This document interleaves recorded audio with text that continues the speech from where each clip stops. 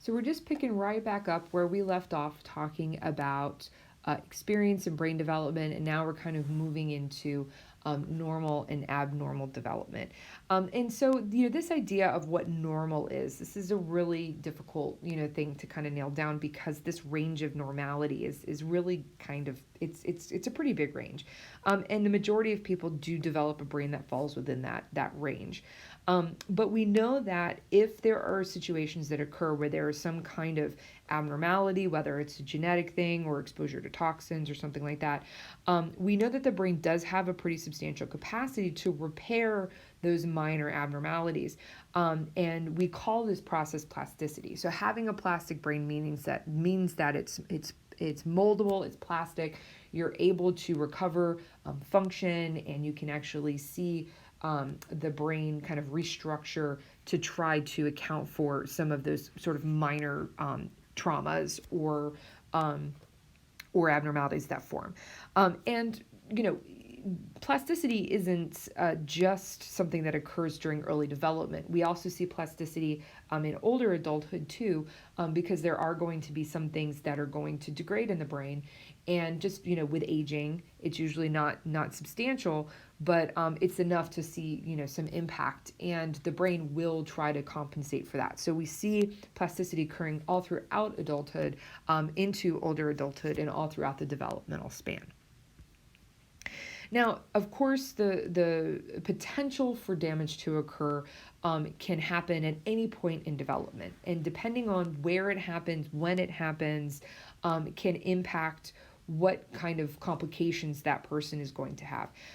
We know that if we have abnormalities during, for example, cell migration or differentiation, we might see a particular range of problems depending on connectivity and depending on where these cells are supposed to be and what they're supposed to be doing.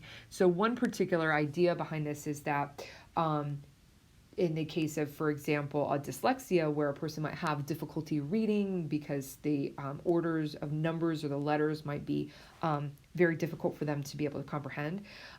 So one idea is that it's likely that at some point in their cortex, the layers were not lined as they typically should be. There's also some theories about faulty connections and disorganized pyramidal neurons, that specifically in the hippocampus for people who have schizophrenia, and being able to tie this sort of disorganization together. Another interesting thing that we see with schizophrenia is that it involves the thalamus, and the thalamus's job is to be the sensory filter. And so it's sort of the gatekeeper in determining what sensory information we pay attention to. So if there's disorganization in terms of neuronal layering, or if the thalamus is disorganized in any kind of way, that could potentially lead to issues like not having a proper filter. So if you have a particular person with this situation, they may be paying attention to the wrong sensory information, and that might be where they're experiencing, for example, hallucinations or sensory perceiving a sensory sensation that is not actually there. We also see situations with the pruning of the synapses. So in some cases, you can have over pruning, where too much pruning occurs, and that can be problematic. And then there are other cases where we have failure of pruning. And so the pruning processes that occur during development, after a year old, or right around adolescence, these are really important for the brain to be able to get rid of those connections that they're not using, so that the brain is able to function really efficiently. And so if you have too much, this network is too basically cluttered with synapses that you're not using, then that can cause a neural dysfunction as well. Now, one other issue is that the brain is developing different rates over different periods of time. And so we know that the frontal lobe develops last, it matures last, and it probably, takes to about, 21 to 25 years old to be able to have a fully developed frontal cortex. And so since the frontal lobes are the latest to be matured, if you have a particular problem with this process, whether it's pruning, whether it's the synapses and the connectivity or layering, whatever it might be, you might not actually see the effects of that until maybe adolescence or even early adulthood, because that process is still sort of in it happening. And so it can be really difficult to be able to treat this and to identify if you're seeing effects happen after the particular area of the brain is developed. Now, if we look at, for example, intellectual disability, we can see that happening, like impaired cognitive functioning due to abnormal brain development. We can see this being caused by a lot of different factors. For example, it could have a genetic cause. So in the case of Down syndrome, which is also referred to as trisomy 21, we can see prenatal exposure to different things like toxins, infections. So if a pregnant a person has a particular infection that can actually cause, depending on, there's certain sexually transmitted infections or diseases that actually cause blindness. We can see exposure to drugs or alcohol that can cause conditions like, for example, fetal alcohol syndrome, or more commonly, contemporarily referred to as fetal alcohol spectrum disorder. So because it is a spectrum, you can see very minor damage to very, very severe damage, or intellectual disability. You also can see birth trauma. So if a baby is born with its cord wrapped around its neck, we can see anoxia, which is basically lack of oxygen, and that can actually cause conditions like cerebral palsy. Malnutrition also causes lots of serious conditions. If you have certain vitamin deficiencies, if you have, we can actually see babies who get failure to thrive, and they're not growing and they're not changing because they're malnourished. And also environmental causes, like not being exposed to an enriched environment or not being exposed to certain things. Sensory deprivation, things like that can cause abnormalities.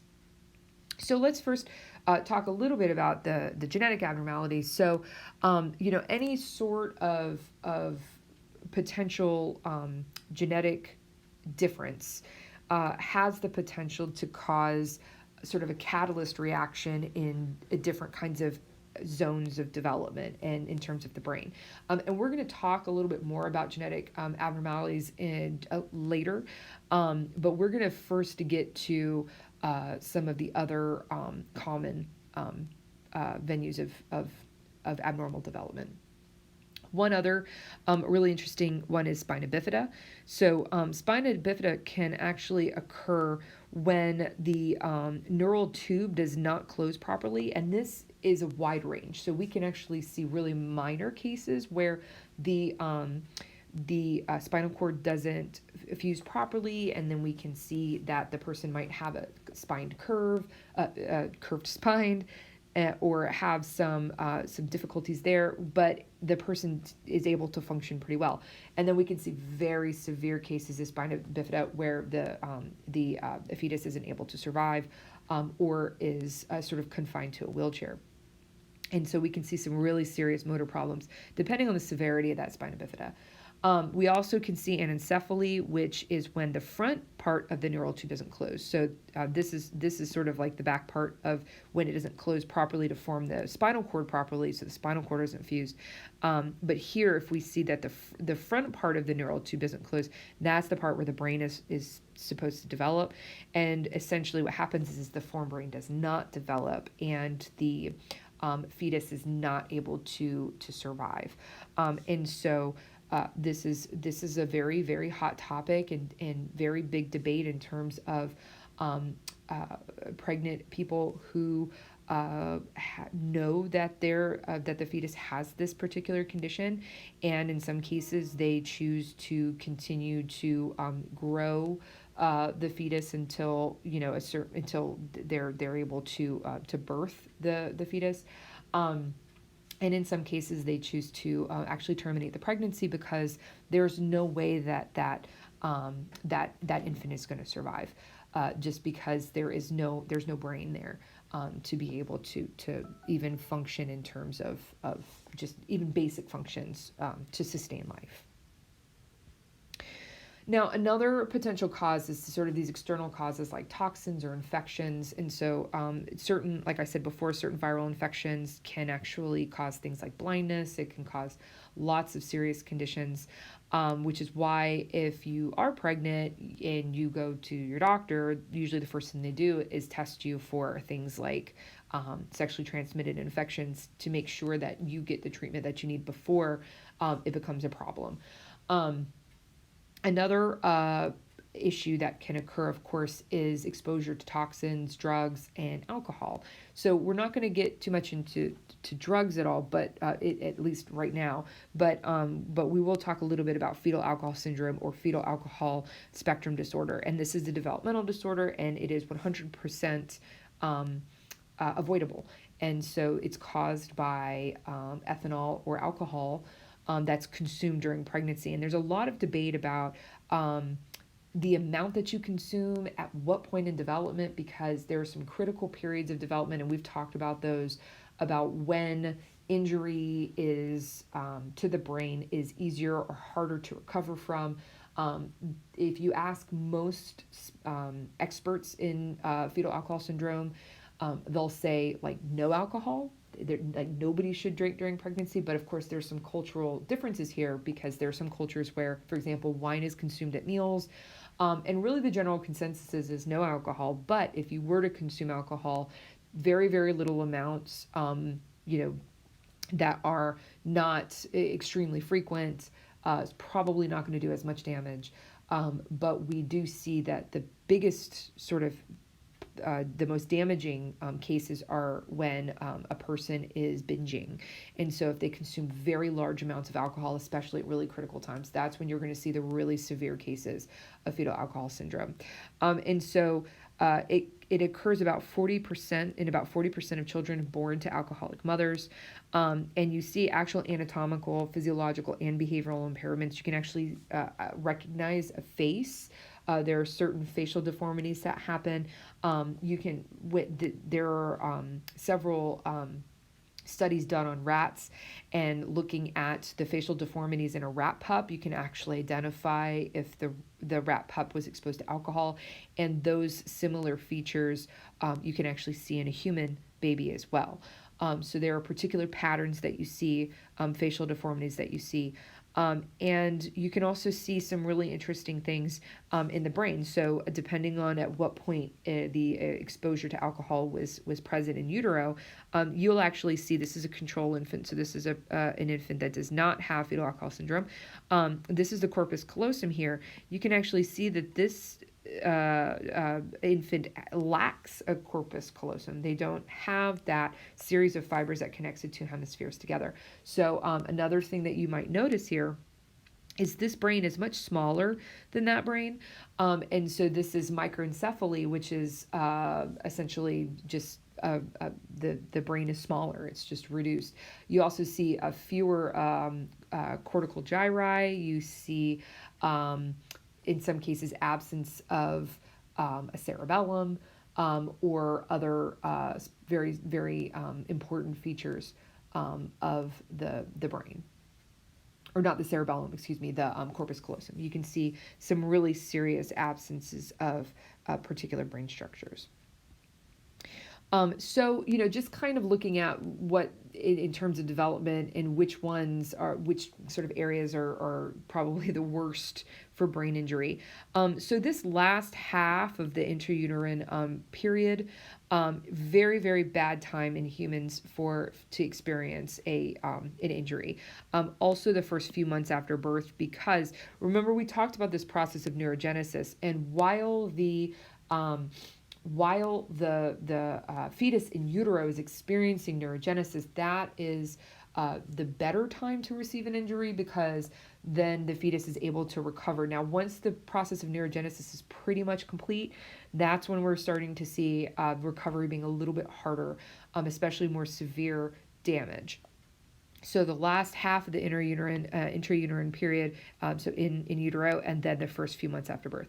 If you're going to have a brain injury, where are you going to want to have that? Well, the first few years after birth, you're going to see a child who has an injury able to recover better than an older adult having an injury, because they're still developing.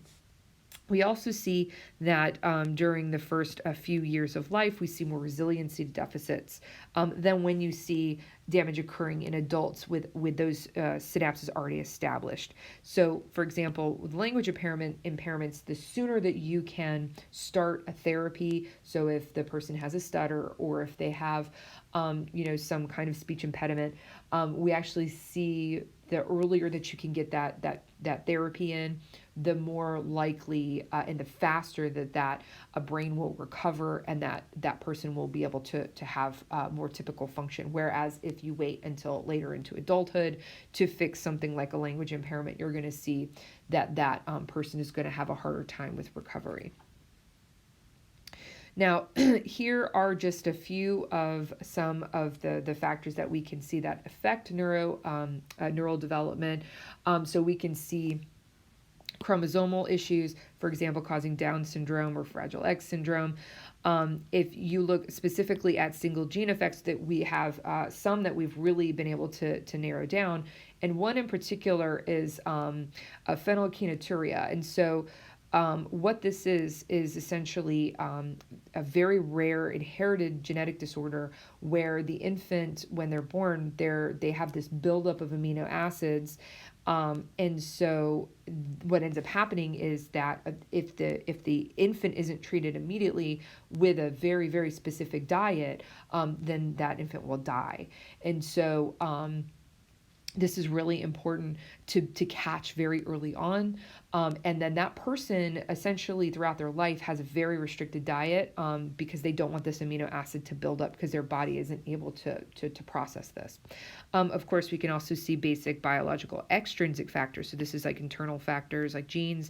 This is external factors, basic biological factors like malnutrition, just, depriving an infant, for example, of food or nutrients or oxygen can be problematic. Exposure to drugs and toxins. We've talked about fetal alcohol syndrome, but of course other drugs can cause a lot of serious issues. And then of course we have the cell-to-cell interactions. We talked about the notochord being really, really important for inducing the differentiation of cells to motor neurons. Neurotrophic factors are really important in being able to have those nutrients to specific cells. Having a deficiency in thyroid, for example, can cause intellectual disability if that is not caught and treated really, really quickly. And so, being important to expose and experience enriched environments, making sure that there's no sensory deprivation, making sure that particular infant, for example, has equal experiences and is able to, have visual input, have auditory input, and is not sensory deprived. So we will pick up on brain changes next time, and we'll also talk about things like dementia. And we'll talk about what you typically see in terms of brain changes with aging.